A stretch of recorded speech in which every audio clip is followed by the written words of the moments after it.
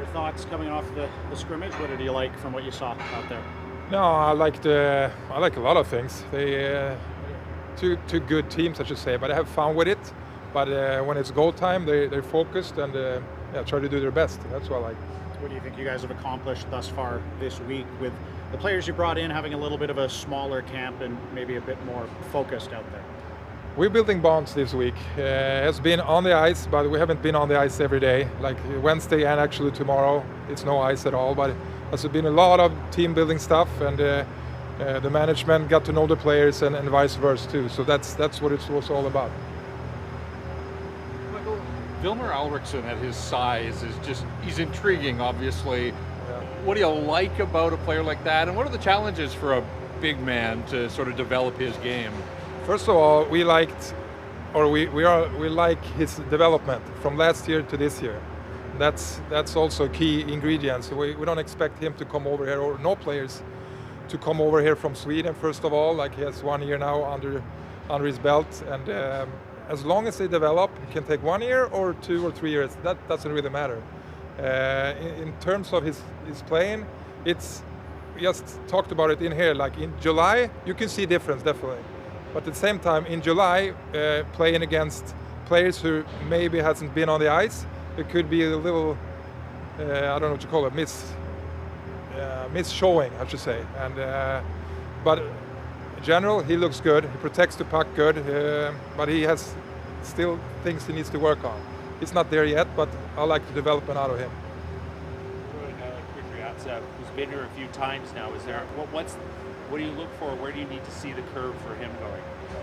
We look for like that's another player who's like Alriksson. He is developing, and that's the key part. Like, and I haven't worked that much with him through the year. So if you ask Como, he knows he has even better answer than I have. Yeah. About your first looks at Melvin Fernström this week. Just curious on your thoughts on him so far.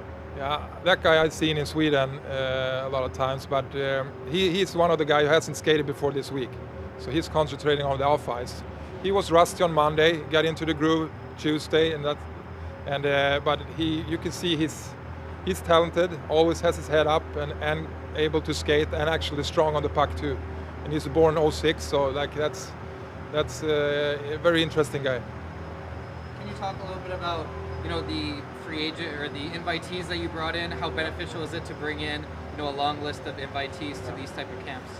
The invites is recommendations from our scouts. First of all, they like so once the draft are done, then you have to be really fast. This is the first time for me too. But right after the draft, you have to be give them a call and give them a heads up. We really want you to come here because this is going to be, like you said, it's going to be a small camp. You will get a lot of educational work. Do you want to come? And yeah, we're thankful for those guys, and you can, as you can tell, a couple of these invites are really good players as well. As camp comes to a close, what are you hoping to send these players away with? What is the number one message as they leave camp? That you're strong as a team. You build relationships. At the same time, you got to have patience, and as long as you try to do the right things, you can become a good player like tomorrow, but probably not. I would say they're already good, but if they're gonna hit the NHL, it will take time, and I think they already knew that. But this is one step further and one step closer to reaching their goals. I'm sure there was benefits to a smaller camp for the players, the attention that you could give them, but from a coaching perspective, did you get to feel like you knew some of these players a little bit better over the course of it? When it's 60 guys, I'm sure that's tough for you as coaches to know who's who and what's what. I ask you like this: what's the purpose of a really big camp? I don't really know. Because we are drafting our players, we're gonna believe in those guys. We believe in our scouting group, and we will take on from there. And I only see upsides with a smaller group, not too small, but I don't think we have too small of a group. And this amount of invites as well, once again, we don't know who's going to get drafted or not. So just because they're invites doesn't mean they're not good enough to get drafted, I would say. So.